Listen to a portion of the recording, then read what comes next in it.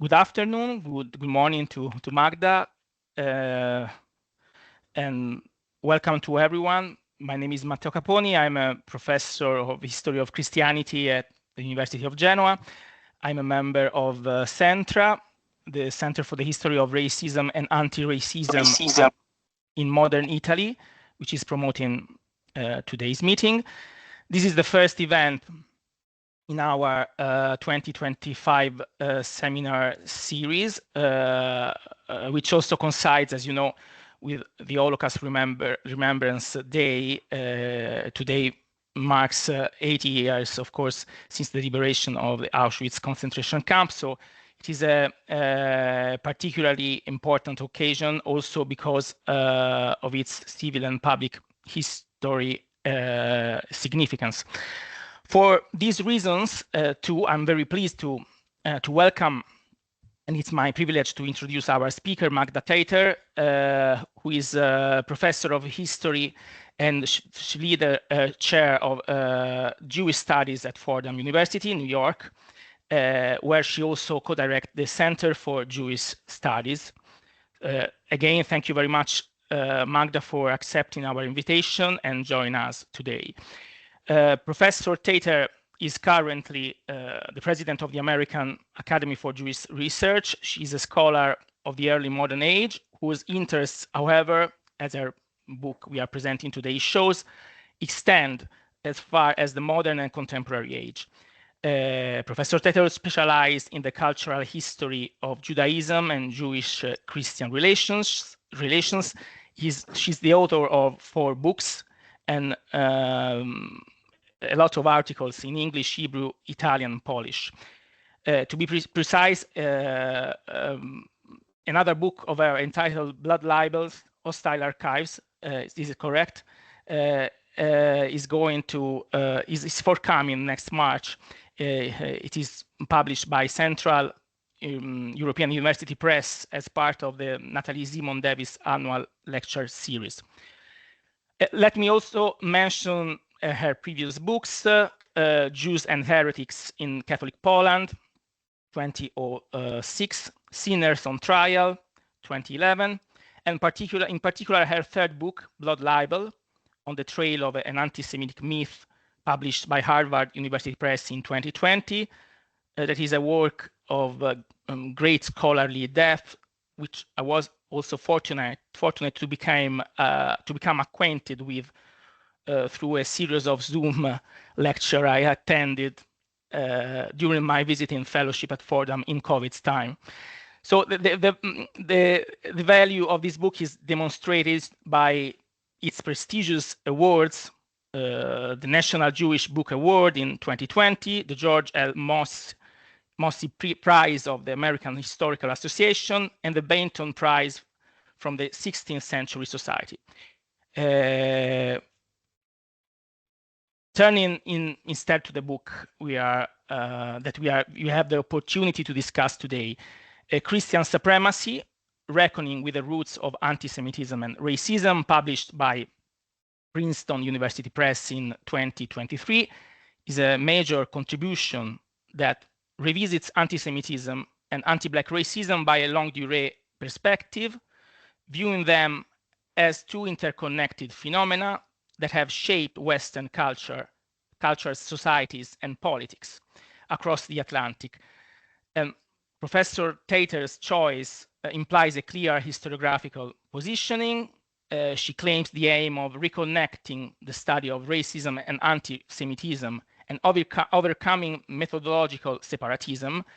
Her goal is to investigate the Christian legacy in white supremacy. That is how Christianity left its mark on Jewish Black exclusion or annihilation.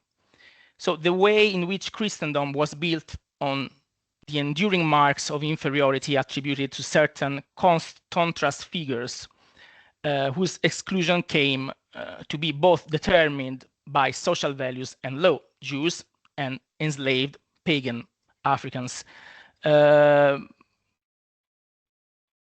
In such a rich and ambitious reading, I would just like to highlight 3 points before we start. The first one is the the successful attempt to historicize Christian supremacy as a comprehensive investigation that moves not only across the centuries, but also follows the paths of ideas, representations, and practices from the Mediterranean to continental Europe and all the way to America in a two-way movement. So this imagery of Christian supremacy, Magda states, developed as a mental habit first in the Mediterranean and Europe in respect to Jews, then in respect to people of color in the European colonies, and the US, before returning, transformed back in Europe. This is a very interesting dynamics. The second relevant aspect is the connection between Christian supremacy and citizenship. The focus on the American case allows us to decenter our gaze from an all European history. And this combines with a revisionist approach to the conventional redemptive narrative based on the American dream, emancipation, human rights, and so on. So the story Magda told is a different one because from the beginning, there was a shared consensus that the United States should be a Christian Protestant, of course, country, and that political freedom cherished by Christians with the people was not properly the business of Jews, Native Americans, and Afro-Americans. The third aspect to which I would like to bring everyone's attention is the way in which Professor Teter brought Black studies and Jewish studies into dialogue. And this also in her role of public historian. The book she's going to tell about us about was born in the context of her teaching at Fordham University, where she co-organized a course and through the Center for Jewish Studies, a series of events called Jewish Studies and Black Studies in Conversation series, devoted to the topic of anti-Semitism and racism, aimed at overcoming the Black-Jewish binary with Jews on the one side and Blacks on the other one. I would like to mention the exhibit Confronting Hate, Racism, Anti-Racism, and the Resistance was catalog you can find online. And Christian supremacy moves, after all, from the events of Charlottesville 2017, when a crowd of white Christian nationalists protested the removal of a monument to General Lee, to the cry of Jews will not replace us. So the book was written during the COVID crisis in the wake of Black Lives Matter protests, leaving behind the first Trump's presidency. It addresses the issue of normalization of racist and anti-Semitic rhetoric and how popular culture, academic works, and art have served to construct ideas about race and racial identity. It explores how racist ideas became entrenched in European and American cultures, but also how Jews, Black, and their allies sought to oppose them. I would like also maybe Professor Teter to tell us something about the virtuous but sometimes problematic relationships between research and public engagement and how all this has inspired his work. So I have already spoken too much. Let's kick off. I'll ask you to mute your microphones. As I told you, the seminar will be recorded. By participating, you give your consent. And okay, I leave the floor to Magda, and you have 40 minutes. Thank you. Thank you again, Magda. Thank you so much, Matteo, and thank you for having me. And I'm sorry I cannot be with you in person. I think I'd much rather be with you in Genoa. I really love the city. So, but maybe sometime we'll see each other in person.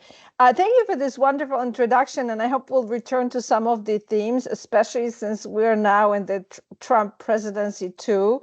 And some of the themes, unfortunately, are coming back. And I do appreciate your positioning from Europe, because I wrote this book from a position of New York and obviously the United States. but coming professionally trained in European history and European Jewish history. So it's an interesting kind of shift in positioning. So I'm going to try to share my screen. And let's see whether I can do that. Okay, I think, can you see it? Can you see it now? Yes. Okay, yes, great. yes. So one of the things that I will walk you through the book and the arguments, but I'll do it in a way that I want to show you how I got into the topic and what the question, how the question, how the question became. So one of the things that I've been doing is I've been teaching and obviously writing about the questions of anti-Jewish hostility and the history of anti-Semitism for quite a while. And it has been rather frustrating experience because the scholarship on anti-Semitism, as many of you know, is quite bewildering. It is centered around definitions. What is anti-Semitism? It focuses on chronologies. When does it begin? And again, related to the definitions. The debate over whether, as some scholars have called it, the eternal hatred or the longest hatred, versus, as many others have argued, that this is a modern phenomenon. Scholars have been, arguing whether it's rational, irrational, whether it's chimerical, how do we spell the word, and of course what are the connections between anti-Judaism, anti-Semitism, anti-Zionism, and so on and so forth. And I felt that this really wasn't giving me enough explanation and understanding, and I think it was also confusing to my students. So I was asking myself whether this mattered. And again, in terms of the eternal, the pitfalls were how do we deal with the differences between the ancient, say, Augustinian anti-Jewish statements versus where we end up in the 20th century, right? As Shmuel Ettinger asks, is the hatred and rejection of both Jews and Judaism known anti-Semitism since the last quarter of the 19th century the same phenomenon throughout history? How can we account for this longue durée without reducing it into one phenomenon? And Hannah Arendt, I think, very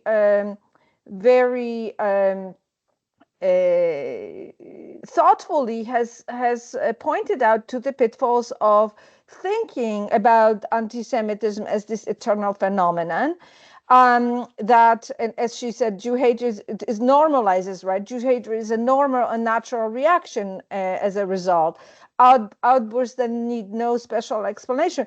Anti-Semitism essentially becomes the explanation, right? And David Engel has challenged that as well.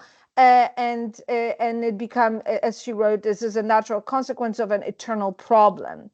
And importantly, it gives the best possible alibi for all horrors, because if it is true that the mankind has insisted, Arendt wrote, on murdering Jews for more than 2,000 years, then Jew killing is a normal, even human occupation, and Jew hatred is justified beyond the need of argument, right? That's her statement, one of her statements on this in her book, Origins of Totalitarianism. And okay, here we go.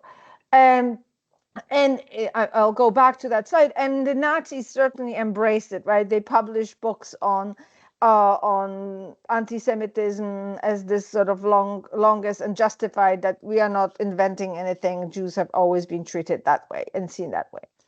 So back to the sort of the field of anti-Semitist studies and anti-Semitism.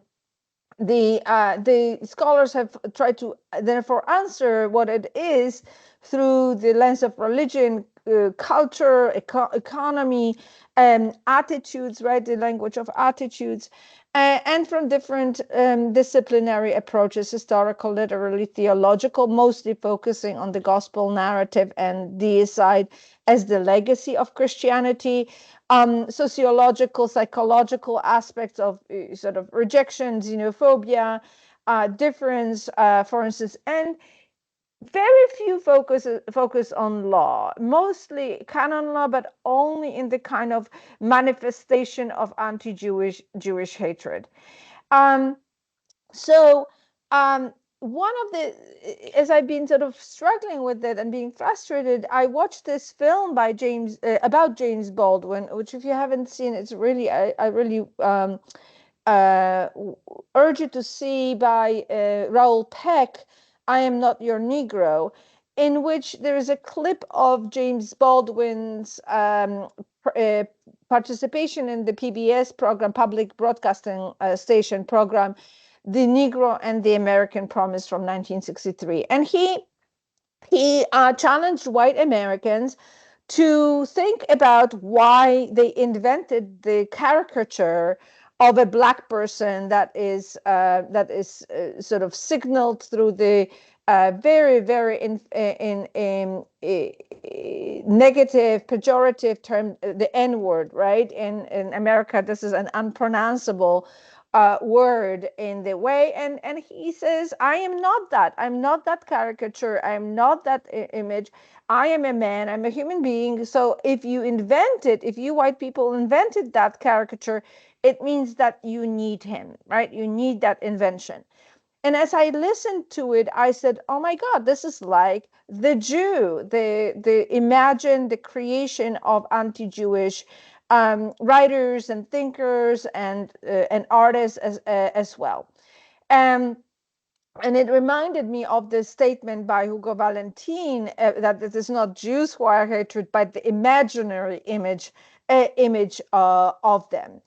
And just to give you a sense of that, as I was going through and began to read more deeply in American history, I started noticing certain parallels that were very, very. Am I on still? Yes. That are very very similar, in that that really echoed what I knew from Jewish history. So here is an example from a 1820 debate over admission of the state of Missouri, which led to a debate over citizenship. Am I still on? Because I heard a click. Yes. Okay, I heard something. Yeah. Okay, great. Thank you. I didn't want to get disconnected. And you can see here, so let's do a discussion about citizenship, what it means to be an American citizen for the first time since the creation of the country, because the Missouri Constitution prohibited the settlement of free Black people in its territory. And if you are free, it was thought that you were a citizen with all the rights, and didn't mean that. So it led to a very vigorous debate in the Congress. And some people, questioned what it meant in the Constitution, whether it was what it means to be with the people. Who does it include, right? And one of the members from Virginia, a southern state, argued that it could not have included people of color, that it must have meant only we, the white people, because that's who the framers were. And that you didn't have to, if you were a person of color, you didn't have to be a citizen. You had just certain protections that the state, that the sufficient protections of the state to live in comfort and preservation of life and property, but you didn't have to have all the rights. And that reminded me of all these debates from the revolutionary era in Europe that I've been teaching about and reading about prior to that. For really decades in my work as a scholar in Jewish history. And that is, the debate whether Jews should become citizens in European countries, whether the rights of men are enough to honor them, and Jews belong to should have civil rights as the rights of men, or whether they could be citizens, or whether citizenship only meant Christian citizens, Christian people, right? Should Jews be be seen as resident aliens, sort of like Barbara was talking about the protection of the poor slave or free man of color, giving them certain protections, or whether they should be equal and on equal footing with fellow citizens, with Dutchmen, right? So I was and I kept encountering it, and these questions, like the question in the notorious Supreme Court case in the United States, that denied that Black people can be citizens, asked actually the question: can a Negro who had been as enslaved, or whose members become a member of a political community, right? Can such a person become entitled to all the rights and privileges and immunities guaranteed by the instrument of being a citizen? And again, that very much reminded me of all these kind of questions that were being asked and debated decades earlier in regards to Jews during the Revolutionary era, but not in the framing of race, not yet anyway, but through religion in Europe, while it was framed through race in the United States, right? So in Europe, it was whether the law of Moses and Jewish religion allows for citizenship and full integration of Jews. And some have argued that the law not to grant Jews the equality and the rights of citizens. Collectively speaking, during the Dutch Republic, Jews cannot share in our Dutch social rights as citizens, right? So echoing that rejection that we've seen, we're seeing in some of these texts that come later in the United States. Jews eventually do gain the citizenship rights, but that leads to a backlash. The other thing that, as I'm reading, I'm sort of jotting down on margins, is what Ibrahim X. Kendi called uplift suasion, and that was the abolitionist argument that yes, Black people should be eventually admitted, but they are not ready yet because they had been enslaved and therefore are in this sorry state, and they need improvement, right? And there was even an American convention for promoting the abolition of slavery and improving the condition of African race before they can be admitted to all the rights and privileges of citizenship.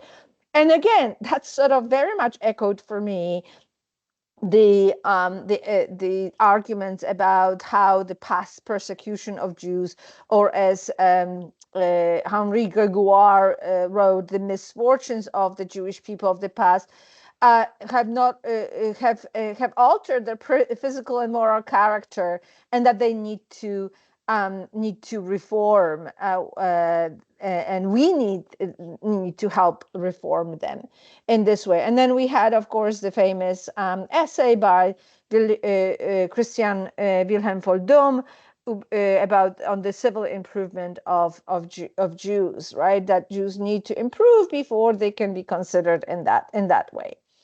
And in some areas, and this is an interesting passage, these two, the debate over status of Black people and Jews, were connected. Yet, if you take the in the United States, or in English, there is this collection of primary sources for modern Jewish history, The Jew in the Modern World. That passage is actually not included in the excerpts of the debates over Dutch debates over citizenship. And yet you can see here that these two were connected. We would not be obliged to incorporate all these thousands of Jews at once into the relations of our hitherto completely distinct society, just as we are not required to accept every other alien immediately to all civil rights. And then they switch to the prudent care for the general well-being would in this regard demand that their transition that is Jews transition from the state of alienation to and deep humiliation to citizenship and equality takes place, and the sacred rights of men untimely granted to the slaves of San Domingo served to the destruction of the French population. Freedom without enlightenment is altogether like a sharpened steel in the hands of children. So even the people at the time were thinking about these two, and yet in scholarship we have separated these two issues into Jewish history and into Black history. So as I was reading these things and making notes, I noticed striking parallels that are echoing each other, but not always in exactly the same way. But one of the things is that Judaism and Jews served as contrast figures, which Matteo already mentioned, to Christianity and Christian identity, in very similar way that Black people have served as contrast figures, certainly in the Western Hemisphere and the colonies, as constitutive to white identity, right? The idea of whiteness only emerges through the idea of Blackness in that way. And here you have some of these examples of these contrast figures, the famous ecclesia and synagoga, the figural representations of the church and Judaism that were seen in medieval Christian art, to the racialized contrasting of Jews and Aryans in Nazi, but also other European or non-Europeans and Jews. In this way, here you have a Nazi children's book contrasting the Aryan and the Jew. Here is an illustration from the 19th century of Fagin, the Jew, from Oliver Twist, Dickens's Oliver Twist. And I want you to pay attention to that, the girl that's sitting in the room with him, because that sort of iconography will be also seen in the anti-Black iconography, contrasting Black people, the caricature that James Baldwin was talking about, to the white people. And that girl is very, very, here you can see very, very similar iconographic parallels that we see here. And here is a very explicit connection, as in the previous one, between Christianity, whiteness, and the caricature of Blackness that we see. Both were seen as lazy, and again, in different ways. Jews were seen as lazy and willing to work physically because they are exploiting Christians, benefiting from exploitation of Christians. But Black people were seen as lazy at the expense of the white man, right? So they are trying to not work, avoiding physical work, and therefore hurting the income of the white man at the expense of white men. Both were seen as carnal, and both as sexually dangerous. Jews to Christian women, and Black people to white women. I want to show you that in iconography. Here is a sort of ubiquitous 19th and 20th century imagery, early 20th century imagery of the lecherous Jew ogling at these white Christian women, either in Europe, although I think one of the examples comes from the United States.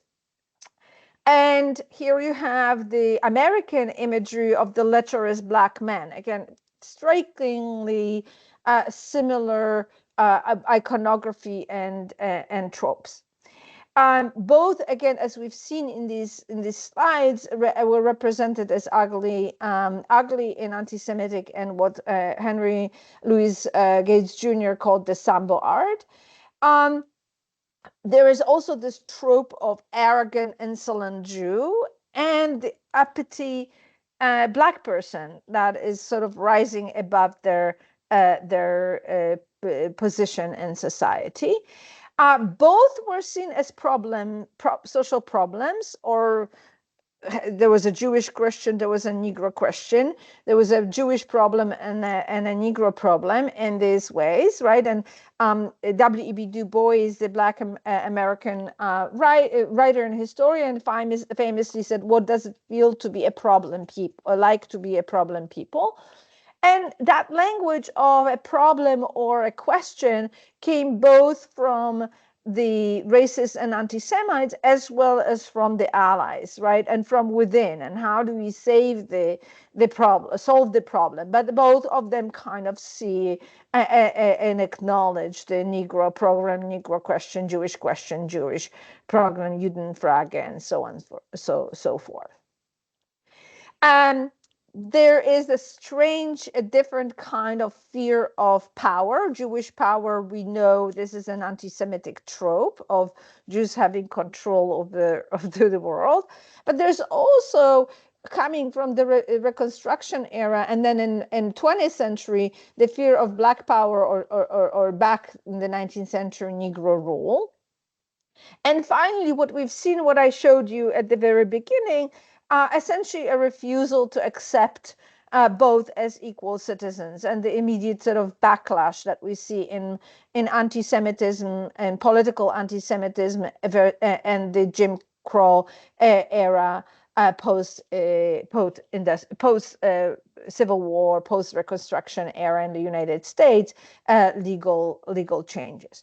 And so this kind of, that list and the parallels that I was seeing, it felt that it needed an explanation, that it couldn't just be said, oh, well, the racists hate Jews and anti-Semites are also racist. That was a too facile of an explanation and connection. It felt to me that it needed an explanation, but also, like W.E.B. Du Bois, who visited Europe a number of times and has thought about and witnessed anti-Semitism in Europe. If for him witnessing anti-Semitism in Europe, he says, gave him not so much clear understanding of the Jewish problem in the world as it was real and more complete understanding of the Negro problem. For me, engaging with the history of anti-Black racism and American history in particular, reading about it, it gave me, I think, a clearer understanding, or made me kind of get out of the route of the scholarship on anti-Semitism that has so frustrated me over the now decades. So what it also made clear to me that we have drastically different approaches to the study of anti-Semitism and the study of racism. So in the anti-Semitism studies, we study the perpetrators, we analyze anti-Jewish, anti-Semitic imagery, literature, we expose anti-Semitic ideas, we focus on emotion, right, the hatred, and on these anti-Semitic ideas. In Black studies and in the studies of racism, the focus is on the victims of racism and on the impact of racism on the people, that is, on the experience of the people. There is a reluctance to publish racist images and language. So when I present this, and I have a mixed audience of Black people and others and non-Black people, the audience who is Black is very uncomfortable with what I'm showing, because there's a recognition that these images and the language have a certain violent impact on its audience. And in the study of racism, we focus on policies and what they do to people, right? So in a sense that even when racist studies focus on, whether it's through critical race theory or impact of racist policies, they always bring in, they never forget the people who are the objects of that racist, whether legislation or racist actions. This is what's missing in anti-Semitism studies, because it focuses so much on perpetrators. So it really made me think about the critical race theory and the impact of power and law and legal structures, and therefore that sort of looking at that also brings in the people into the picture, back into the picture. The other thing that is important is that racism is understood as a legacy of slavery, and that is a legacy of oppression and power relations, right? In the anti-Semitism study, the idea of power, of Jewish power, is only considered as a anti-Semitic trope. So that got me thinking, and sort of trying to understand it. So when we in the long root. So the Christian roots are typically discussed as in the crucifixion story, accusations of deicide, and impact of the trope of Judas, betrayal, money, and so on and so forth. But one thing that is often forgotten in the roots, Christian roots of what I see as modern anti-Semitism as well, is the impact of the hierarchy, and it starts with the hierarchy of values, and the idiom of power that is embedded in the earliest texts, Christian texts. So let me just walk you briefly through this of things. So again, the Black studies and racist studies, the questions of power relations have been really helpful in unpacking the power relations within Christianity that are often forgotten in the study of anti-Semitism. So Paul, right? There's no question of oppression or power or anything in the period of Paul's work, which is in the 40s and 50s of the Common Era, where the temple is still standing and Jews have a nominal kind of sovereignty over Judea. But his writings has the language that attaches a value judgment to words that are associated with Judaism, and the words that will become associated with Christianity.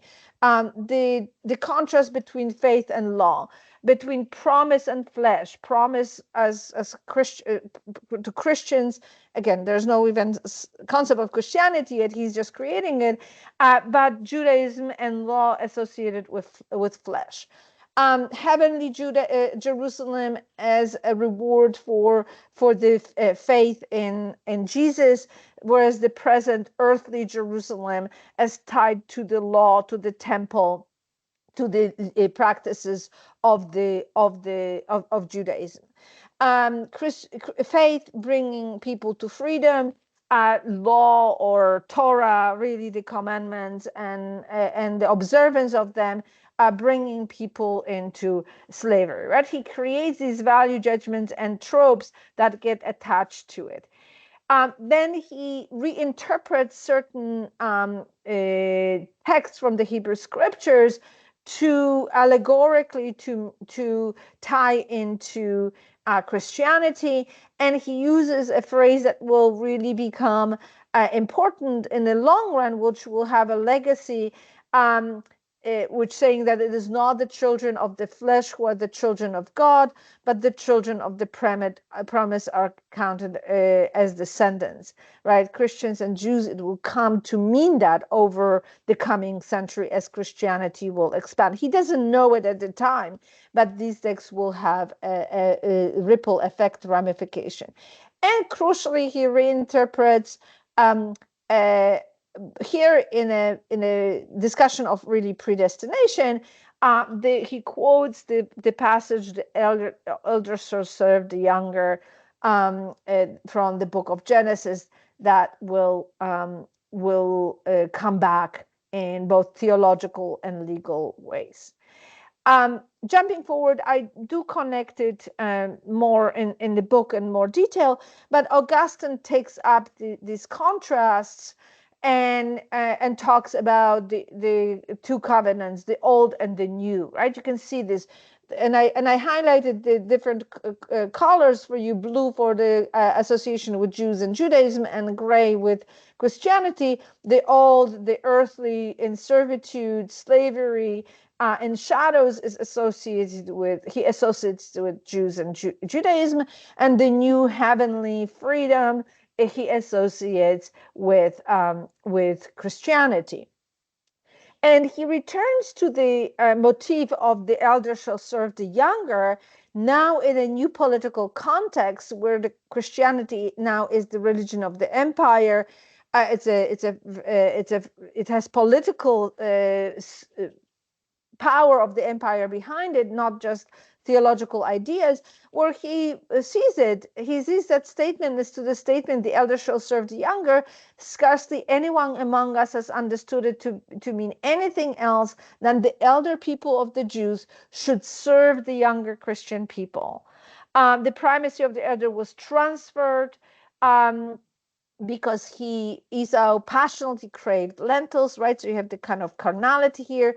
What could be clearer than the reference of these two promises to the people of Israelites and to the whole world, the former according to the flesh, the latter according to faith. And even this is all in the realm of theology and ideas.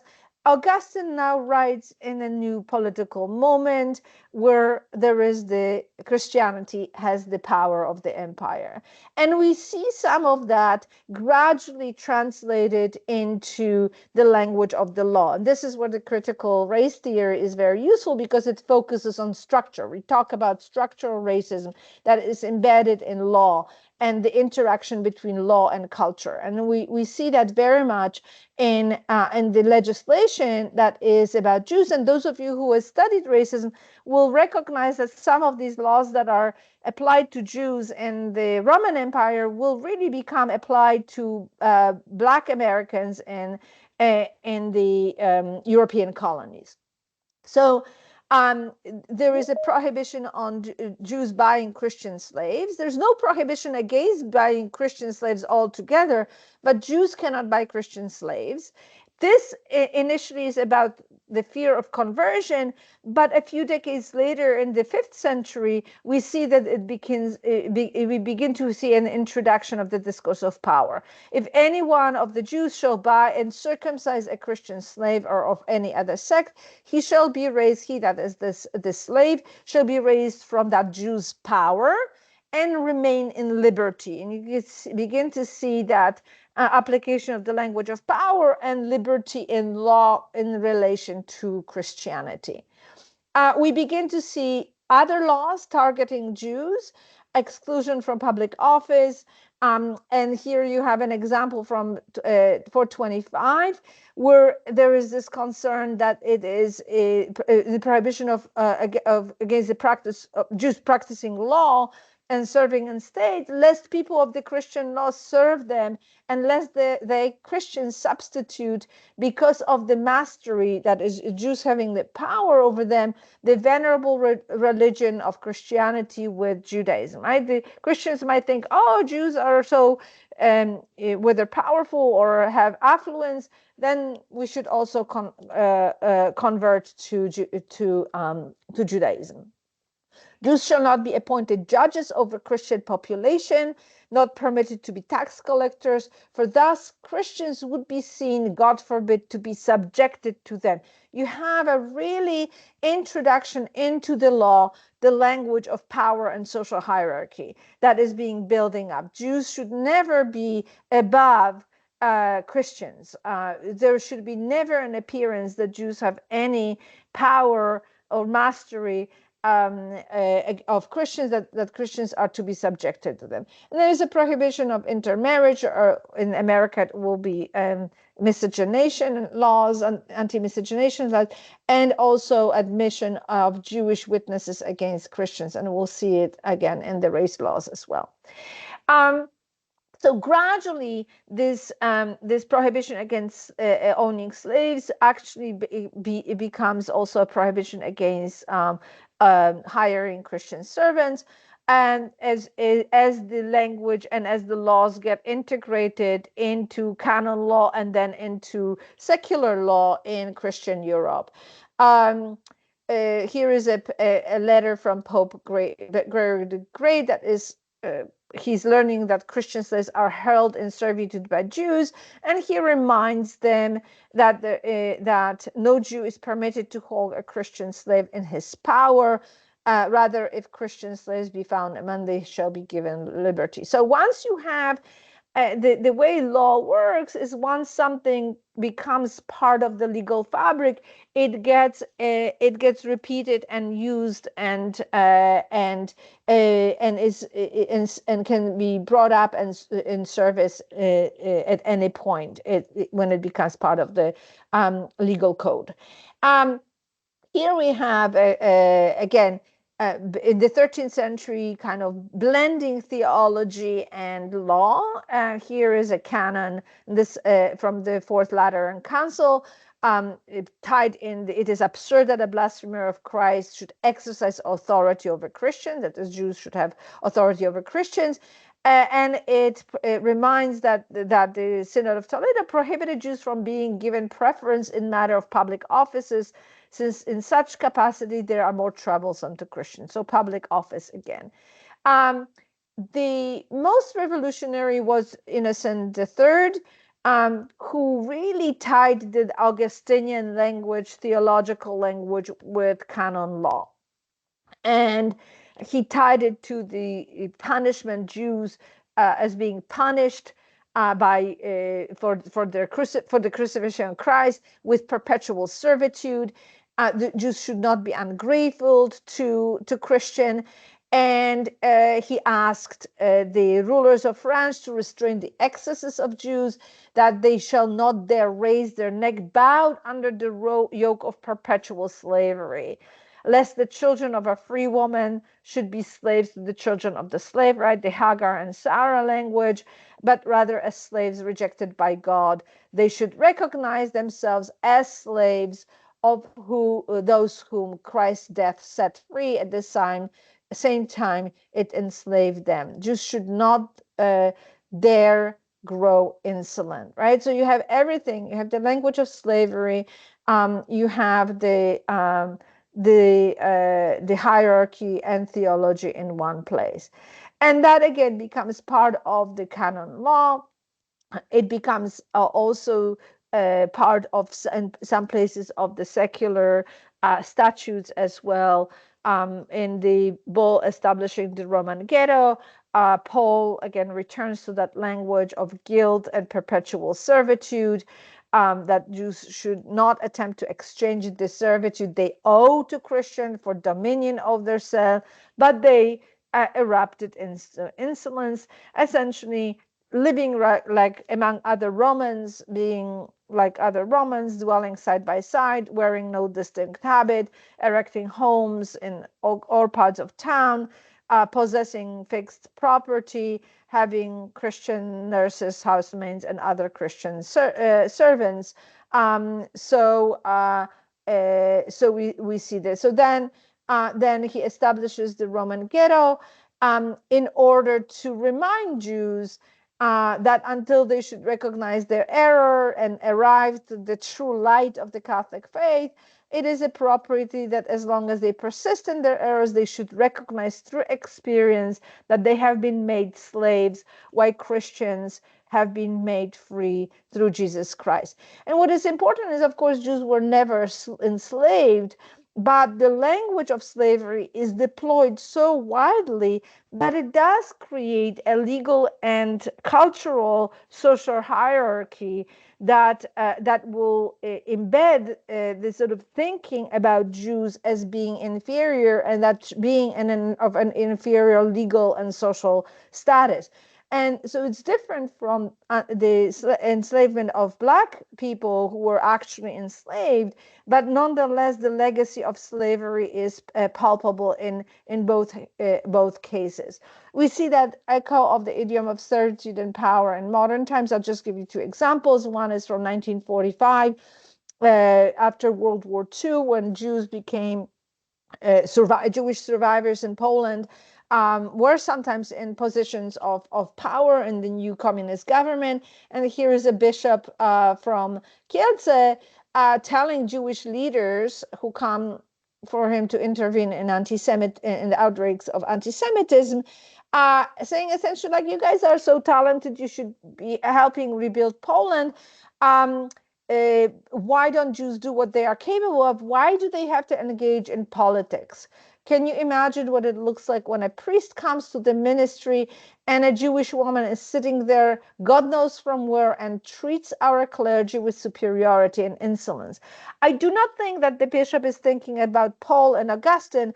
I think what the language he is using is really the sort of the cultural legacy and the habits of thinking about Jews that has been shaped over these centuries. And here you have an anti-Semitic postcard showing you the sort of inverse power where Jews are not in the places where they should be. And again, you can very easily recognize through this iconographic trope who are Jews, who are not. And the servant is a Christian woman, obviously, and Jews, very much racialized and caricatured, are here in the position where they shouldn't be, right? In the insolent place.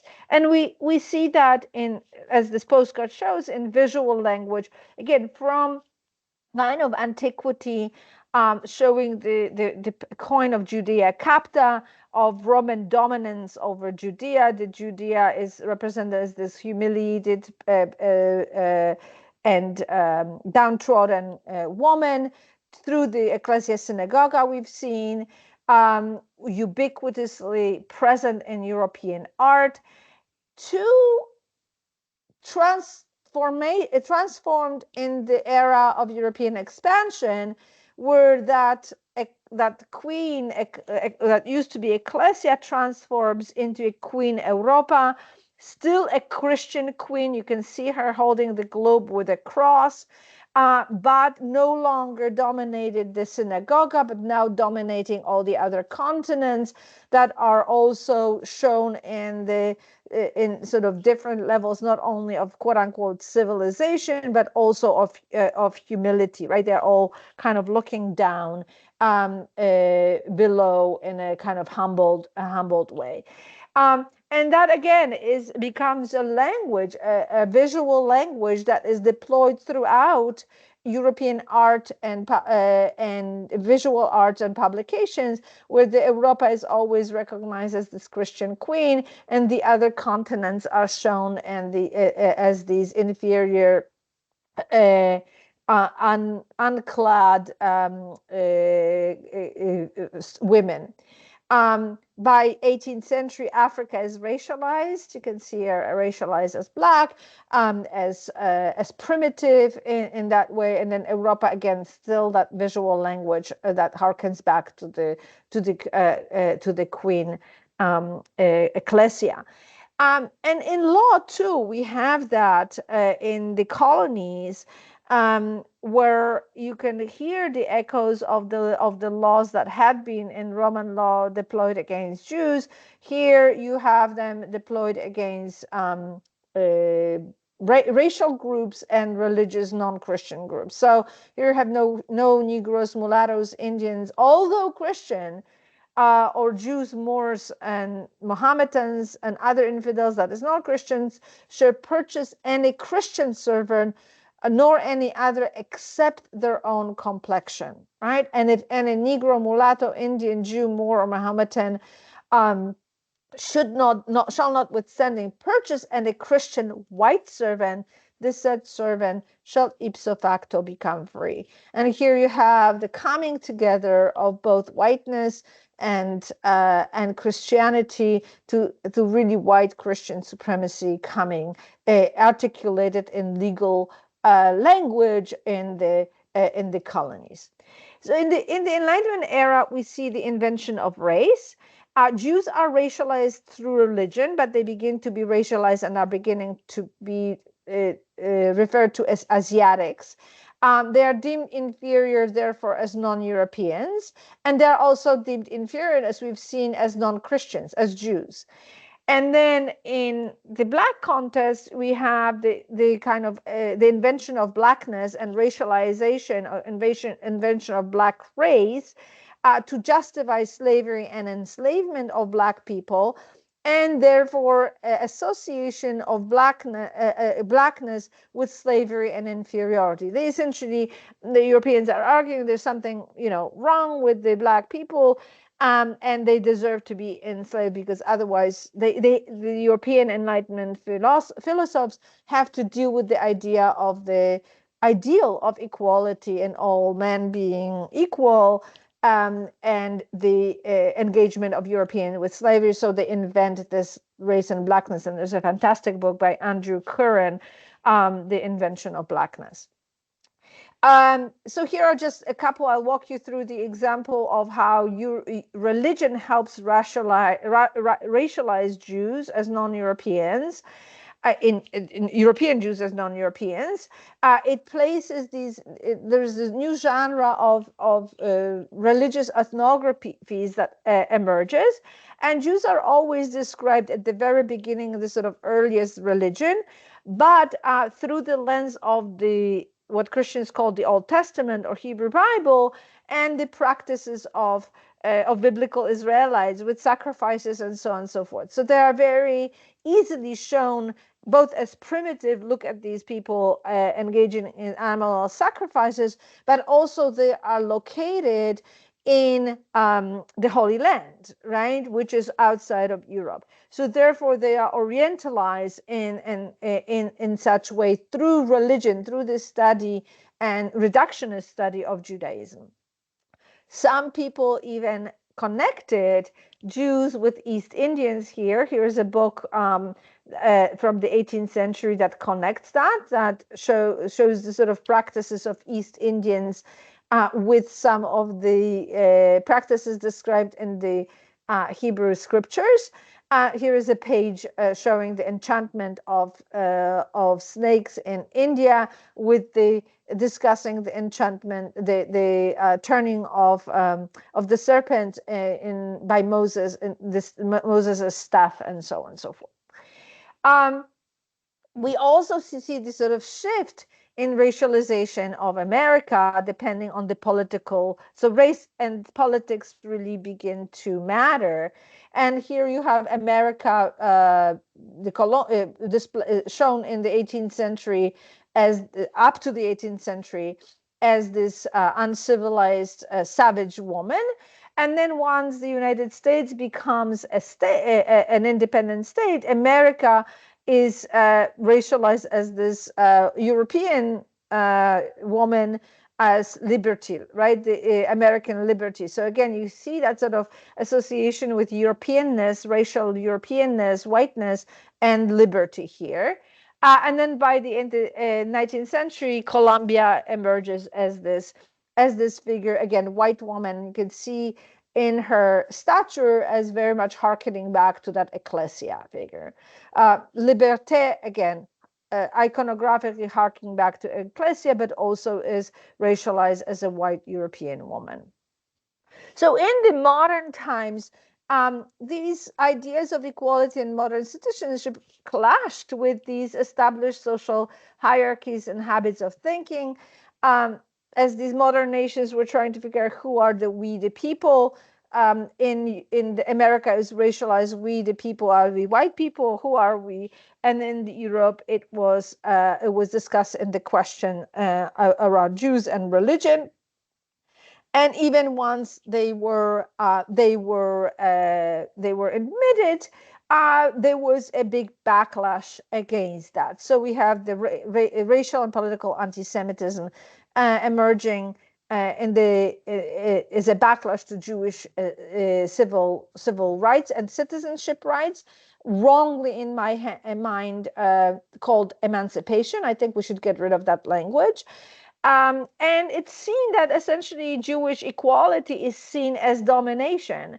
And you can see it here in Wilhelm Marr, because he is talking about elections, about legislation, about judges. It's about political power that is bothersome and merits the backlash. It's, do not berate Jews as Jews, but it is about their position, their political position that they've now acquired in this way. Von Treitschke, another German writer and thinker, also talks about that the emancipation of Jewish citizenship. Jews insist on literal parity. This is something unacceptable. We are, after all, a Christian nation, and Jews are only a minority. Jews are nothing but German-speaking Orientals, right? So you have that Orientalization, and that, of course, translates to the effort, to the language and imagery of Orientalizing Jews, and saying they deserve to go nach Palästina, to Palestine. They deserve to be expelled. And it's again ubiquitous in that Jews don't belong. They cannot be part of that. Here you have the Jew with the naturalization papers, and the French man telling him you could never be essentially naturalized. You could never become a French. So that those centuries now of thinking in hierarchical terms, and of having that legislation that really established that hierarchy of power, meant that not only were Jews and Black people excluded from the concept of we, but that equality was perceived as unearned, usurped position and power, right? And that's why that trope of Jewish power becomes really prominent in the modern era, because Jews are now in places where they had been excluded, in offices as judges and public spaces that are from which they had been not but had been excluded from centuries. So just to wrap up, we do have a legacy of slavery and servitude and the power language in both anti-Semitism and racism, and I think that has always been missing in the scholarship on anti-Semitism, that the idiom of servitude and slavery, even though it is not actual enslavement, did create these habits of thinking about Jews as inferior, and not deserving anything. And that leads to this idea that Jews have too much money, too much power. They should not be where they are. And then the legacy of the actual enslavement, which was justified, Black people can be enslaved because they are racially inferior, led to the idea of perpetual inferiority, also not being in positions they achieve, but not because they should be punished and they don't deserve to be there, but because they could not possibly achieve them on their own, right? And in America, there's this whole discussion about DEI, diversity and equality and inclusion, as a kind of a slur of someone that got to the places where they didn't deserve. So I think it's really useful for us to rethink anti-Semitism in the light of Black studies and racism, and the language of power and structures. But I also think that it helps us to understand the anti-Black racism through these connections, because it shows that this is not just a product of modern time and modern colonization, but it develops from a certain moment in time that creates these longer habits of thinking that create the racial and religious hierarchies and exclusion that we're now seeing very much in America, and I think in Europe as well. With the process of reconciliation, is it possible? Religious reconciliation was in the post-Vatican II context, but I think we're now at a moment where many of the achievements that had been gained since the 1960s are now under attack. So I'm going to stop here, and I look forward to our discussion. Thank you very much, Magda, for this amazing presentation. I think your work brings very historiographical questions and curiosities too. So we can start if you agree, the Q&A session, and you can raise your hands or write in the chat, and so step forward, we can start.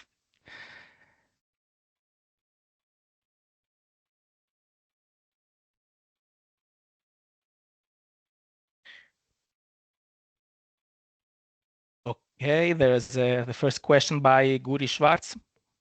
Hi, Guri. Okay, hello. I had a question that was actually an invitation to explain to our students something about the American context. You you said it yourself at the beginning that your book reflects specific preoccupations and a cultural climate that is peculiar of the American setting. Now, where we are, well, we're all online, so we're in this indeterminate virtual space, but physically in Genoa, and our PhD students that are attending have been educated in a system that has neither Jewish studies nor Black studies as specific disciplines. And I think it would be helpful to somehow briefly, give them a sense of what these fields are, and thus the meaning of your historiographical operation. Yeah, no, I think that's a great, and I want to say that I actually come from the European context, right, and training, and my field of study. I started working on Eastern Europe, Jewish history in Eastern Europe, and I sort of gradually moved into just by living in America and reading broadly and teaching American students who have concerns. Expanded my. I was not trained in American history, so it was quite a journey to enter a field that is not something you were trained in, and you realize how much when you are trained in a field, how much you kind of feel comfortable and understand the sort of signals and debates that otherwise are not familiar with it. So I appreciate the question. If you are not coming from the field of Jewish studies or Black studies, this might feel different. So what is interesting about Jewish studies in general, I mean, in Europe, right, in the Wissenschaft des Judentums, as a response to the exclusion of Jews from civil rights and citizenship, and also anti-Jewish violence, the Hep riots that happened in 1819 were actually a stimulus for Jewish scholars to say we need to study Jews, but also from the exclusion from historiography. European historiography excluded Jews, right? The national histories hardly ever mention Jews, and only recently they might add some kind of like Jews in cities, like a separate little addition, right? They are not seen as integral. So Jewish studies scholars or Jewish historians began to write their own histories as both affirming their own history, but also intervening in that way, and also as a way of respectability, right? Of creating, we do have a history. You cannot just dismiss us in those terms. And Jewish studies sort of emerges from that moment, from that context, and only gradually it is incorporated into universities. In Europe, Hebrew studies are incorporated in universities, mostly for polemical reasons in pre-20th century, in theology departments and so on and so forth. In America, the Jewish studies doesn't become part of an American academia at all until the 20th century. Early 20th century, the first chairs are established at Columbia and Harvard, and then only gradually Jewish studies gains a thing. So this is a field of a marginalized group, marginalized historiographically, marginalized socially, and marginalized politically. Very similarly in the United States, although the number of Black people are larger, in proportions are larger than Jews were ever in Europe, the Black history was not part of the academic world, right? You have a Columbia University, the field of American history is very much pushing that lost cause, post-Civil War narrative that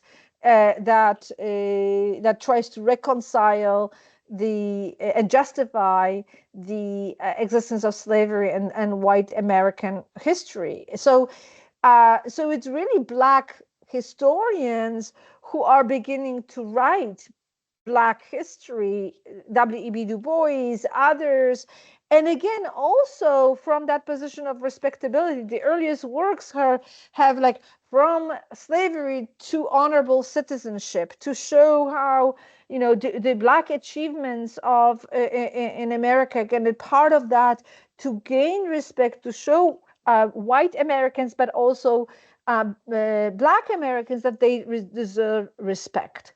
And it's only later on, with certainly civil rights eras, that we begin to see the Black Studies Department, American. So often they are separated. There are positions in American history, and there are positions in African American history.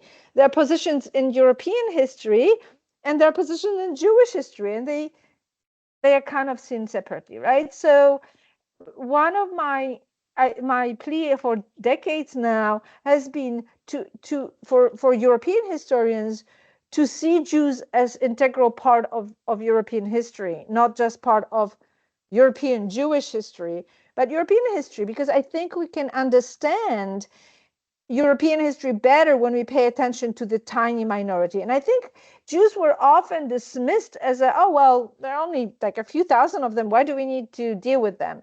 Because of the numerical value, not paying attention that they actually play a much larger role in shaping European Christian culture. And in the same way as race and racial minority in America shapes American culture because of that. So it's not about numbers, but it's about impact, right? And I always say to my students, and when I speak, I say, we don't have these conversations about Samaritans, right? Another ancient group from ancient Judea and Samaria in what is today Israel, Palestine. Why? Because the Christians didn't care about Samaritans. But when Christianity expanded, they took these texts in which Jews feature so prominently and took the problems that they had with Jews and theology much more broadly, even into places where there are no Jews, right? So I think Jews play a much larger role, and to understand European history, we need to integrate Jews into that story. So that's part of that way of me telling that story of citizenship rather than Jewish emancipation, how much it plays a role in shaping modern states, and how much those debates are in turn had been shaped by the legacy of Christianity and the canon law and Roman law, and then and of course Christian European law. So I'll stop here. I don't know whether that's enough, but I'm happy to. But I think what is really interesting when Matteo was introducing me is Matteo said it allows us to come out of our European context and look broadly. And what I was doing with this book, sitting and writing it at COVID in my New York City apartment, was to force Americans to open up their eyes and look beyond the American context, and think this is not just a kind of narrow American question. It is one that has both deeper roots, but ones that also has parallels that come out of that ancient legacy. Thank you, Magda. Thank you. Apologize, my camera was off. Sorry. Okay, Francesco Cassata, your turn. Yes, thank you. Thank you for this very interesting presentation. I have two questions, actually. One is about the notion of heredity or hereditary frameworks. In your book, I think that when you discuss the racialization of laws in Protestant colonies, British, Dutch, Danish colonies, you talk about also a notion of heredity. A particular notion of heredity. This is particularly intriguing, at least for me, because when you read a cultural history of the heredity, usually you start from the 19th century, from natural history and biology, but you actually emphasize the role of these theological explanation, a framework of heredity. This is an interesting point also of continuity. I think that could be emphasized, and I would like to know a little bit more. And the second point is second question is about the limits of the analogies between the anti-Black iconography and the anti-Semitic illustration, iconography, etc. I think I remember a particularly beautiful, horrific caricature in your book, the two caricatures of the evolution of the watermelon becoming a black man face, and the evolution of a stack of money becoming a Jew. I think that the title in this case was The Evolution of Capitalism. And this is an interesting illustration because it encapsulates the analogy on the one side, the formal, the morphological analogy and the iconographic analogy, but also the differences, I think, between anti-Black racism and anti-Semitism. So I'd like to, if you could... Yeah, that's great. No, exactly. Exactly on the point. So first with the heredity, I think one of the things that is interesting is that Spanish connection. It becomes so crucial in understanding in this in the history of development of sort of racial ideas and heredity, but also the differences between the Catholic context and the Protestant context later on, right? But the Spanish case is important because of that limpieza de sangre idea, right? Which attaches certain sort of heredity of heresy and connection. Still is as Bernasconi told us, it's different, right? From the modern racial ideas, it's still bound up in the religious discourse of sort of heredity of heresy and that. But nonetheless, that language appears and that gets structured. Now, that we also know that heredity already exists through the aristocratic right lineages that occur in this way. So this is a sort of melding, and the impurity of that, like if an aristocrat marries down, that creates that impurity. So it is not something that's new. It's something that is that gets then melded and reformed as Europe expands. But Catholicism is interesting because Catholicism, obviously Catholic means universal, and the idea of exclusion based on difference was unthinkable, right? The whole justification for colonization was conversion. So you have to convert to enhance. Again, it doesn't mean that they didn't come up with ways to create social hierarchies, but until really the early 18th century, if you saw a Christian Black person, you knew they were coming from the Catholic colonies, because the Protestants didn't convert. Protestants were very much tied to that notion of liberty as Christianity, and they were afraid of letting people to convert and the legal ramifications of conversion to Christianity as implying freedom. So they were really, that's why later on we have these laws that begin to define that it's only applying to white Christians rather than Christians. So that's a very important point. But again, the Northern European, the Protestant expansion to the colonies comes kind of later, right? Chronologically later. So they draw on some of these Spanish models, not the universalism of Catholicism. The second question about the parallels, I hope that I didn't in that parallel didn't reduce it to it's the same. It's not the same. The frameworks are very similar, but the differences are meaningful in where they emerge, right? The one big difference is that Jews were never enslaved, right? Whereas Black people were enslaved, and which is what, when I begin to jot down these parallels, I said, well, how is it possible to explain this when there are people with such different historic experiences? So there must be something else going on, right? And the something else going on is the language, the idiom, and the structures of power that are created, even though the slavery aspect is not exactly the same. The other thing is the fact that Jews were never, they were questioned, their inferiority was imposed as a punishment for the sin, right? It was never implied that they were inferior because they were inferior from the get-go. Their inferiority was in law and status, and that was a punishment.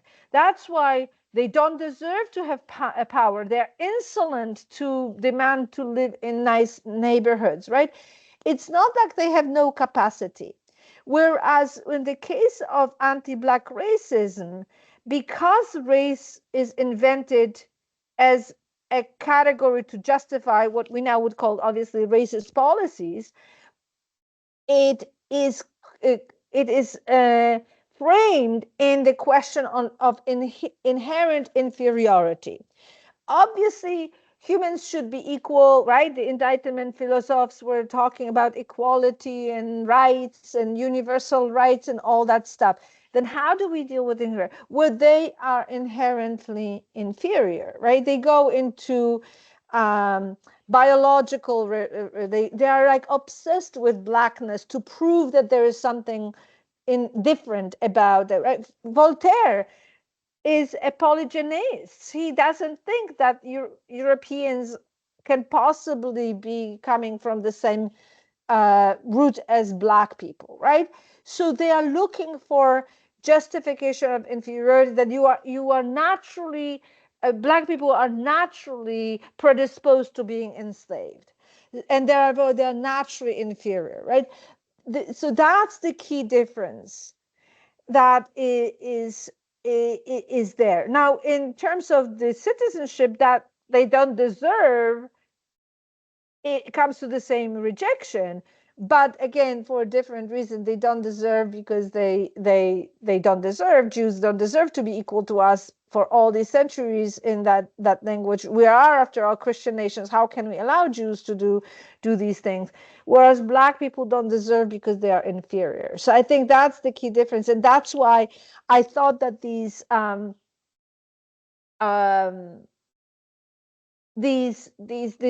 two postcards are so powerful, because they show the kind of frameworks of similarity, but also the key difference of that. Thank you. Thank you. Thank you. I see a raised hand from Victor Taranto. Can you hear me? Yeah, can you hear me? Yes. Yeah, that's actually Nina. Not so well. Nina, you're breaking up. Can you hear me, or is that okay? Yeah, let's try to, yeah. Okay. Thank you, Magda. It's nice to see you. Very interesting parallels. And I would like to follow up on Francesco's question about the differences also in the tropes of Jewish power and Black power. Especially, it seems to me that the distinctive feature of anti-Semitism in a longue durée perspective is the emphasis on perfidy, the accusation of perfidy, in also the moral, social, cultural sense, accusing Jews of being persecutors, torturers, the emphasis on their malevolent nature and threatening, right, leading to also blood libel and conspiracy theories also. So now I don't know enough about Black racism to anti-Black racism to know what's the position of, for instance, conspiracy theory in that. But I thought that emphasis on perfidy was something very specific to anti-Semitism. And you started answering in your previous answer, I guess, but I was wondering if you could elaborate on that. I'm thinking about, for instance, that fascist Italian magazine, La difesa della razza, the defense of the race, in which you have a front cover showing racially Jews and Black people different. But then if you look inside, one of the specificity against Jews is the accusation of blood libel. They use also that, and conspiracy theories and so on. So thank you. Yeah, great. And again, conspiracy theories is about undeserved power, right? It's that Jews are so that idea that Jews just are malevolent, right? And that comes from the gospel narratives, right? About crucifixion, about the plotting to kill Jesus, all that legacy of deicide and that malevolence there. And that, of course, reverberates in the blood libels as well. That is the reenactment in that way. But when you think about conspiracy, it's about not having the power, but conspiring to have the power to be the, and they are enemies of Christ, and then therefore they are enemies of Christianity, and then they become enemies of the world. It becomes globalized in the modern era, right? So whereas the fear of Jewish power is again is about that undeserved. They don't deserve to have that influence, and yet they are striving to have that influence. It's not about their capacity of doing it. It's quite the opposite, right? In fact, they have the capacity to do it. Maybe there's just like they were chosen people. They have the but yet they were punished, and they are not accepting that, right? They are insolent in not accepting the punishment. With the question of Black power, it emerges after the Reconstruction, so after the Civil Rights era, where Black people are given equal citizenship and are now allowed to be elected and to participate in the political process. And I think this is very important. It's about political process. It's not about residence. You can be where you are, but it's about you demanding to have a say in the polity. And the trope of Negro rule, as they are inferior and incompetent, and it's just going to destroy the country. And they need to have handlers. And in fact, where you see the conspiracy theories, especially towards the end of the 19th century and into the 20th century, is that Jews are behind the kind of the racial mixing and pushing for civil rights and all that stuff, because Black people could not possibly be able to do it on their own, right? They are incompetent to do that. So that racialized inferiority of Black people, they are naturally inferior, and their rule would be a disaster, is what's different here. And the other thing is in the other trope that is kind of in some way similar, although very different, because again, Jewish malevolence is because they are enemies of Christ, Christianity, and they just have always been against that and are fighting against that. Here, it's the savage Black man, right? The trope of savagery that is behind the fear of the 1960s Black power. Oh my God, what are, when you see the Black armed men, that's what even, Republicans want gun control in the United States at that point. It's the fear of that savagery of that way. So that's the kind of the fear of incompetence and the fear of savagery. Whereas in the Jewish context, it's tied into they were put in that position, but they are plotting the way out of that position of inferiority and in malevolent ways, and then sometimes co-opting these other, hapless peoples around the world to do their bidding. Thank you. Thank you. Silvana, Patriarca.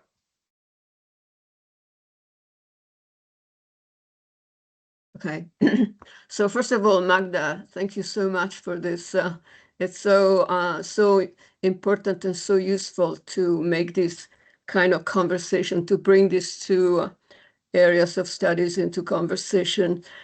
So very rich presentation. I thought that for me, the most compelling part of your presentation and of the book is this focus on the legal aspects and the question of citizenship, because I was thinking about, the book by Whitman on the American model for the Nazis. And so that was very productive, right? It puts in together these two things. And your approach is also, for me, very useful for thinking about the similarities in the exclusion, okay, in the proclamation of the rights of man and the exclusion, that we usually think they go somehow in different ways, but in fact, that's very useful thinking about that convergence, right? The exclusion of Blacks and the exclusion of Jews and in connection to religion, of course, I'm thinking also about the mention that you made of the 1705 Act on also that includes Muslims. Because I was thinking that in terms of also of tropes, of iconography, of stereotypes, you can actually find similarity across many different groups.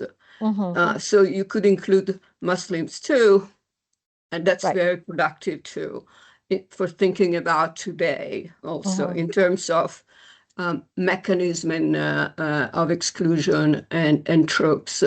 But then there was another, so anything. So it's very, very sort of inspirational for a lot of things, what you do. My question was about how you actually found sort of also inspiration about the way in which right after World War II, when intellectuals, Black intellectuals, I'm thinking about Fanon, but also white intellectuals, right, like Sartre, there was a moment in which there was a conversation about, the roots and the mechanism of anti-Black racism and anti-Semitism, right? And I was wondering about, how that got completely lost, right? How there was a moment in which also you can bring Hannah Arendt, right? This kind of multi-directional type of thinking that then sort of disappeared, right? Did not leave traces until, now, I mean, essentially with, I don't know, post-colonial thinking, maybe not even that, but I mean, we are in a moment finally, right, when we can see this. And there was a moment, and that moment somehow got, there was no really willingness or ability to sort of pick up that at that time, right? And so now it seems to me very important to push this kind of direction that emerged then. So more than a question is like a comments on this and a reflection that is generated by your approach. Yeah. So one thing about, I think, obviously the Islamophobia is there, but there's like a key difference. And I think this is something that I found that students in America, especially, and I don't know how about in Europe, don't remember that, because for students in America, Muslims are obviously an excluded minority, right, in that kind of way. But obviously, the Islamophobia in European culture and Christianity stems from the fear of military confrontation, right? From the Crusades, through the kind of expansion of Islam into Europe, Ottoman power, and Muslim empires are big and powerful. So we often forget that from that. And I think even today they forget that Muslims have power, in many countries around the world, because they come from the perspective of seeing Muslims as a minority. And what is interesting in the Nostra Aetate document, there is actually acknowledgement of that military confrontation as the difference between the Judaism and Christianity in that way, right? So I think this is somewhat different, even if there are these mechanisms of exclusion, of Islamophobia and anti-Semitism in Europe, and truly like anti-Semitism in some way, right? In Europe, with the exclusion of both Jews and because of that creation of European Christian identity and ethos that we see in Europe, and we see it certainly now with Trump and his allies in America too, of the Euro-Christianity as the dominant aspect. There is actually, and I before I answered the question about Fanon and the intellectuals, I used to have a slide where I showed them, but I was like, oh, it's going to be too long, so I removed it. But there are scholars in Europe who have been thinking about it, and I always assign their readings to my students, because American students see racism only through the color line, but Europeans have a much more kind of nuanced and different understanding of racism. And there's a very, it's now a decade-old book, but very useful book of essays edited by Christine Achinger and Robert Fine. They're sociologists. Anti-Semitism, Racism, and Islamophobia: Distorted Face of Modernity. And they are really asking people to make these connections. I'm not sure whether we are in this moment where we're back in this, because the impact of Israel and what's happening in Israel and Israel policies in Palestine are really affecting the kind of conversation and dialogue, because what Israel is doing is only confirming all these anti-Semitic stereotypes that people have been, accustomed to thinking through.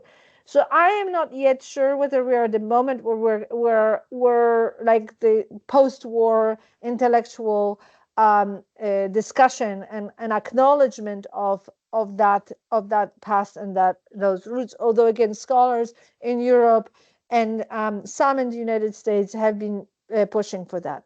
You are right about this moment, and again,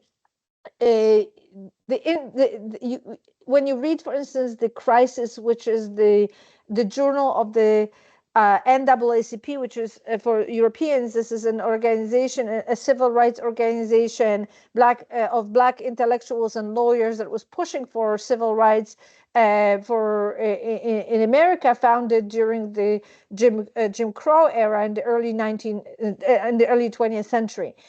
And when you read through that, the moment that the first time the word racism is used in that is in 1939, and I think in January 1939 issue, and in which they're discussing what the Nazis are doing in Europe. So they are not using the word racism. The word racism emerges actually from the study of anti-Semitism. Is used first in European context, then American sociologists react to Nazis classifying Jews as race and say this is, and they kind of begin to use it. It's only later on when it begins to be used in the anti-Black context.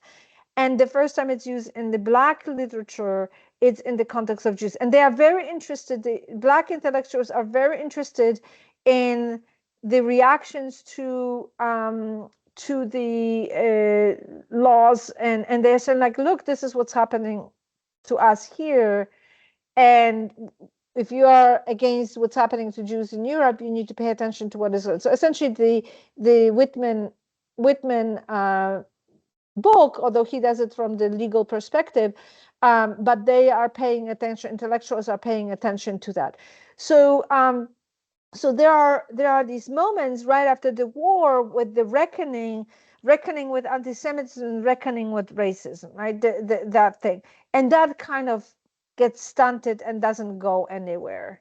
Nobody is willing to deal with this because that faces the, and in fact some of the intellectual sociologists that are pushing against the sort of anti-Semitism, racism ideas are defining racism so narrowly as not to deal with anti-Black racism in America, right? They're at Columbia University. Many of them are Jewish, and they're not willing to go there. And then things break down in the 60s, where, you know, the Black Power movement, and there is a turn around. The feared Black Jewish intellectuals are feeling that there is that neither side is understanding the other side, and Black intellectuals feel betrayed. So and they, you know, they claim, oh, Jews embrace whiteness, which I find actually quite problematic, because it essentially Jews demand to be not excluded, to be equal Americans is seen as whiteness, because obviously citizenship is defined along racial lines in America. So there is this breakdown in the 60s, and many of the Jewish intellectuals and Black Jewish intellectuals essentially part ways. And that's, you know, what Fine and Archinger said, like, we need to reconnect that. There was this moment, and we need to really think more deeply about these things, because they are connected in this way. So yeah, so I'm not sure we're there yet, but I think we need to push to be there, because the forces that are shaping that are the forces that are of exclusion. Even if you might have some Black people in the Trump supporting and Jews too, right? It doesn't mean that the presence of these minorities is kind of a justification for that. Thanks. Thank you. Other questions?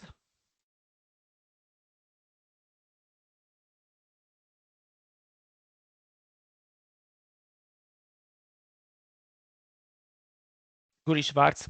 Yes, just picking up on this last issue you were discussing.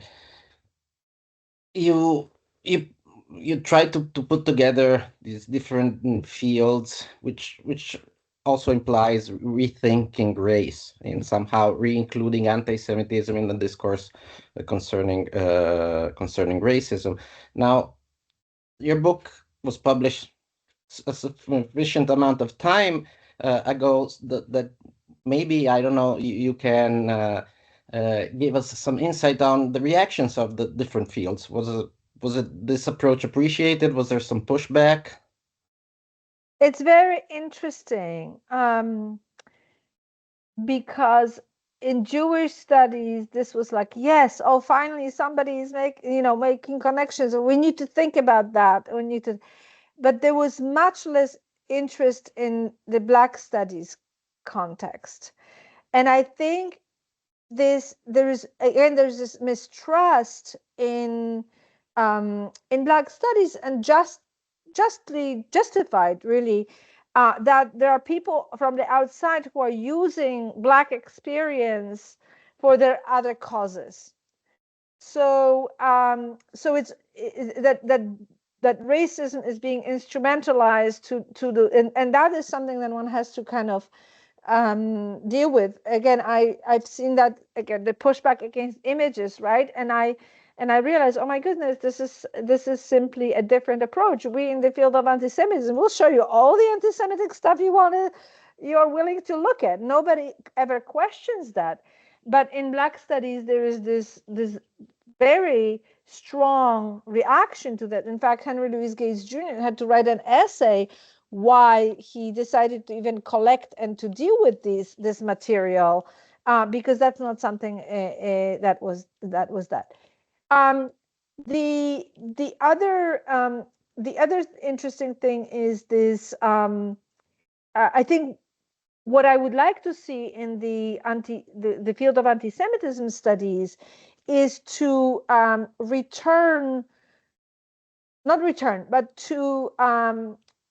include the experience of it. That is, not to focus on what is anti-Semitism and all these definitions and is it this or is that, but to include to ask the question what it does and include the impact on people, and I think that also might help sort of bridge and maybe create some more openness and empathy. And people are like, oh, Jews are all complaining about anti-Semitism. They are so privileged. Why are we still talking about anti-Semitism, right? And it's because the Jewish experience is often forgotten about in that process, right? So that feels like, oh, why are we talking about that? But I think the other thing that could be useful for especially for, and again, speaking from the American context, I don't know whether there is any of that happening in Europe, but in America, there is, especially now, is this big pushback against the inclusion of the Black experience and the race and racism and like the woke approaches to scholarship. There's this whole big pushback in the United States. There was a huge pushback against the 1619 Project, which attempted to tell the story of the American history through this sort of lens of Black experience as an American experience. And I think the fact that people are so used to, and even the right wing used to seeing anti-Semitism as showing like you study the anti-Semite, it might be helpful for Black intellectuals to say like, look, nobody is questioning studying anti-Semitism and anti-Semites. We might be able to do it also with like studying racism in that way, and to justify it and use the study of anti-Semitism to justify the kind of studying of racism that is getting so much pushback, again, in our context here. So I certainly have gone a little further in my thinking in this way, that when you begin to study law and structure, you kind of, the next question is what does it do, right? Because it's law. Whereas when you think about just ideas and how people imagine Jews, then you don't think about that kind of impact of that. So that's the kind of the next stage where we can sort of think about incorporating and I have changed my syllabus on the study of anti-Semitism. When I teach, for instance, the Bull of Paul the Fourth, I assign it with a Jewish chronicle of living under Paul the Fourth, right? So that students don't just hear anti-Semites, what anti-Semites are saying about Jews, but they actually get Jewish voices in this protest, right? So when I talk about Jews and money, and I have them read, say, Luther, and he rages about Jews and money and how they are usurers and exploiters, I assign a memoir of Glickl of Hamel, the 17th century Hamburg Jewish woman, just a chapter in which she talks a lot about money, but it's like, how do we survive? Like, and she's an affluent Jewish woman, and when you lend money, what do you? These logistics, and it sort of creates that sense for students that what they are saying is not necessarily the truth, that there is an experience behind it in that way. And I think that's something that has been missing in the studies of anti-Semitism. That is not that we can reintegrate. So it's been very, very useful. And this was my last semester was first time when I integrated into syllabus, and it really went really well. Thank you. Thank you.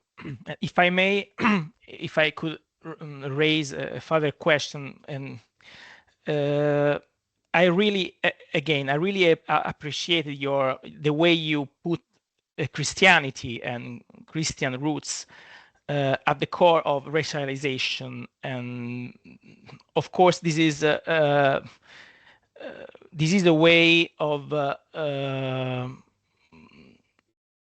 making things more complicated, because usually we focus on the classic scientific racism, so the concept of race, biology-based race. Whereas we have in your book you deal with a concept of race based on alteration, degeneration, in which the cultural, religious criteria play a primary role. They are not an occasional or not primary elements of racialization. They are foundational. They are foundational and persistent vectors of racialization. So I agree with this kind of view, because in my opinion, there is, of course, this self-absolving way of conceiving the role of Christianity in its relationship with racism, according to which there is a sort of infected Christianity, as a book wrote, a book titled many years ago. Anyway, in my opinion, a issue arises concerning the way we define what is Christian derived. I mean, given the binary Europe and the US, we have two very different ways of conceiving secularization. So of conceiving the boundaries between secular and Christian. And in my opinion, this is a key point. And I mean, it's not a critique of your work. It's a way of talking about more and further lines of research. Because if we take the paradigm of European secularization, European Weber-style secularization, it's simpler to tell what is secular, what is Christian. But the comparison with non-European history, with American history, complicates matters a lot, in my opinion. So it's not so easy to define what is Christian derived, what is secular. And I mean, this is I don't know if you can say something about that kind of problem.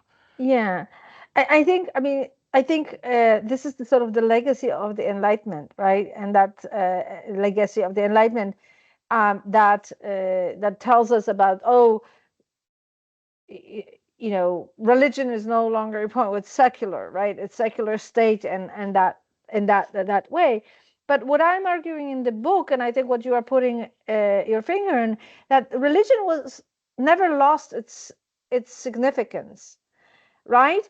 It was always behind, even if maybe the laws didn't mention Christianity, although again, some of these intellectuals or judges are implicitly using the language that comes from these Christian frameworks of thinking, or even explicitly saying, like for Drechke, we are after all a Christian nation, and Jews are just a minority, right? In this way.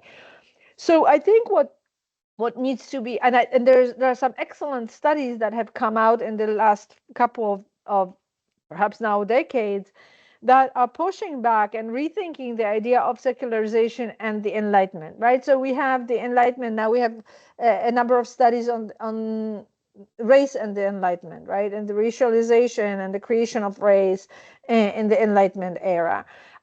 We have studies that are about the counter-Enlightenment that sort of embraces the idea that religion continues to play a role, right? That we cannot erase that in this sense. So I think again, when we think, and even the racialization of Jews comes through religion. It doesn't come through some sort of like just a scientific way, right? It comes through the study of religion.